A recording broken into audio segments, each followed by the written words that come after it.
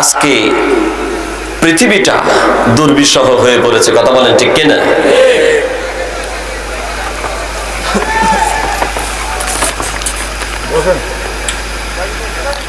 আচ্ছা, আলহামদুলিল্লাহ।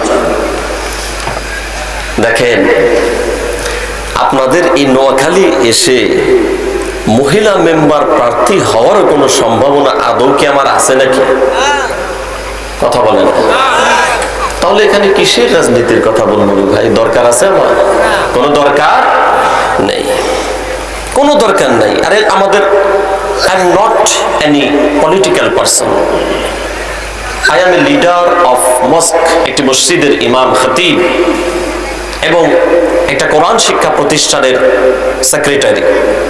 সুতরাং রাজনীতি এগুলা দরকার নাই। তবে আলোচনা করতে গিয়ে আল্লাহর কোরআন যদি কোনো কথা বলে, তাহলে আমার বাবা হইলেও আমি তাকায় দেখি না।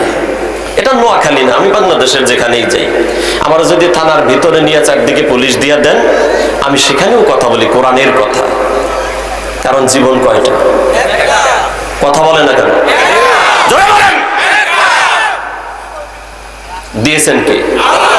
নিবেন কে? কারো বাবার ক্ষমতা আছে? হায়াতের মালিক, মৌতের মালিক কারো হাতে আছে এটা? আল্লাহর কোরআন ভালো করে শুনবেন, সবাই ভালো করে খেয়াল করবেন। আল্লাহ রাসূলের হাদিস, আমি কয়েকদিন যাবত কিতাবুল ফিতান, শেষ জামানার ফিতনাগুলো অধ্যয়ন করতেছিলাম। ওখানে গিয়ে দেখলাম যে শেষ জামানায় মুসলমানদের অন্যতম অবনতির কারণ হবে দুইটা। কয়টা? জোরে বলেন। এক নাম্বার দুনিয়ার লোভ। কিসের লোভ? আছে না? তাহলে ওই যে সুদ, ওই বাজারে সুদে টাকা কারা লাগা? কারা লাগা? আইল ঠেলে কে? কে ঠেলে? আমরাই, ঠিক না? দুনিয়ার লোভ। দুই নাম্বার মৃত্যুর ভয়। কিসের ভয়? মৃত্যুর ভয়। আল্লাহ রাসূলের হাদিস বললাম, আমার বানানো কথা না। এই দুইটা জিনিসের কারণে মুসলমানদের অধঃপতন হবে। হয়েছে না তাই? কেন কথা বলতে ভয় কিসের? এত না কিসের ভয়? কে কে? আল্লাহর আসমানের নিচে, আল্লাহর জমিন, আল্লাহর গোলাম, আল্লাহর কোরআন। কিসের ভয়? কিসের হতাশা? ইতিহাস পড়াশোনা করেন, পড়াশোনা করেন। পড়াশোনা তো নাই আজকাল আমাদের। এই কোরআনে হাজার হাজার বছর আগে আল্লাহর পয়গম্বর মুসা আলাইহিস সালামের কথা বলেছে। খেয়াল করেন, আল্লাহ রাব্বুল আলামিন হযরত মুসা আলাইহিস সালামকে বললেন, মুসা রে, সাধারণ মানুষের মাঝে দাওয়াত দিয়া যতটুকু না কাজ হবে, বেশি কাজ হবে তুমি যদি মেইন সুইচে হাত দিতে পারো। মেইন সুইচটা যদি জ্বালিয়ে দাও, মেইন সুইচটা যদি চালু করে দাও, এলাকা আলোকিত হয়ে যাবে। ওইখানে তুমি যাও। ইযহাব ইলা ফিরআউন ইন্নাহু তাগা।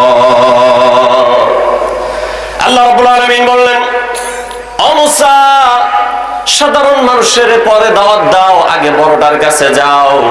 ওইটা সবচাইতে বড় তাগুত, সবচাইতে বড় খোদাদ্রোহী, সবচাইতে বড় দুশমন, তার কাছে গিয়ে তুমি দাওয়াত দাও। নির্দেশ কার? জোরে কোন? এটা কি ইচ্ছা শোনার জন্য আল্লাহ দিছে না? না শিক্ষার জন্য?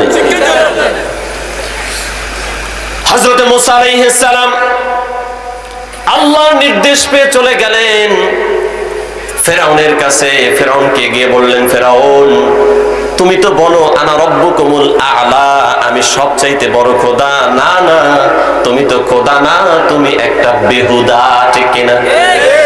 তোমার এই ধান্দাবাজি ছেড়ে দাও। তুমি রব হিসেবে তাকে মেনে নাও, তোমার আমার স্রষ্টা যিনি, তাকে রব হিসেবে মেনে নাও। তুমি ঘোষণা করো লা ইলাহা ইল্লাল্লাহ, আল্লাহকে ইলাহ হিসেবে মেনে নাও। এবার ফেরাউন খুব খুশি না? জোরে বলেন, খুব খুশি না? খুব খুশি, তাই না? কি খুশি হয়েছিলেন, কি বলছিলেন? আল্লাহর কোরআন কোট করেছে। এবার ফেরাউনের মেজাজ খারাপ হয়ে গেল। আনা রব্বুকুমুল আলা, আমি সবচাইতে বড় খোদা, কিন্তু আবার বলে কি আরেকজন নাকি আছে, নইলে কি আমি আঙুল চশমু নাকি রে মুসা, আমার দায়িত্বটা কি, আমিই তো বড় খোদা। সাথে সাথে হুমকি দিল, মুসারে তুমি যদি তোমার এই দাওয়াতি মিশন বন্ধ না করো, তাহলে আমি তোমাকে কিন্তু ওই যে চার দেয়ালের মাঝে ভরে দেব। قال لئن اتخذت إلها غيري لأجعلنك من المسجونين। এই কোরআনের হাফেজ আছে না? আছে? কে আছে? হাত তোলেন তো একজন। কোরআনের হাফেজ একজনও নাই, আলহামদুলিল্লাহ। কোরআন